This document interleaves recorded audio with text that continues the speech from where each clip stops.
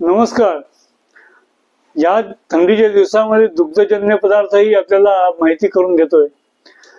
गेल्या वेळेला आपण पनीर हा विषय बघितला. आज आपण त्यातल्या द्रवांशा विषयाबद्दलही बघू. तर याच्या जर आपण व्यायामशाळेत जर जात असू तर तिथे आपल्याला व्हे प्रोटीन आपल्याला दिलं जातं. त्याच्याबद्दल आपण खूप युट्यूबवर किंवा इतर ठिकाणी वाचत असतो, ऐकत असतो आणि सगळेच ट्रेनर्स जे आहेत ते आपल्याला व्हे प्रोटीन सुचवत असतात. त्यामुळे या व्हे प्रोटीनवर हा छोटासा अगदी संक्षिप्त असा हा व्हिडिओ.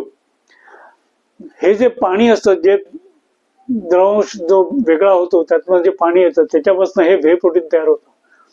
आणि हे व्हे प्रोटीन पौष्टिक जरी असलं तरी सुद्धा ते अम्लधर्मी असतं आणि त्याच्यापासून जेवढे फायदे आहेत तेवढेच ज्यांना मानवत नाहीत त्यांना तोटेही आहेत. त्यामुळे पोट जड होणं, अंग स्टिफ वाटणं, सांध्यांना स्टिफनेस वाटणं अशी लक्षणं निर्माण होऊ शकतात. आणि दुसरी गोष्ट अशी की काही लोकांना हे अजिबात मानवत नाही आणि त्यामुळे पोट जड राहणं आणि अजीर्णाची लक्षणं निर्माण होतात. पण हे पौष्टिक आहे व्हे, त्यामुळे हे व्हेचं जे पाणी आहे हे तुम्हाला पौष्टिक म्हणून कधी वापरता येतं.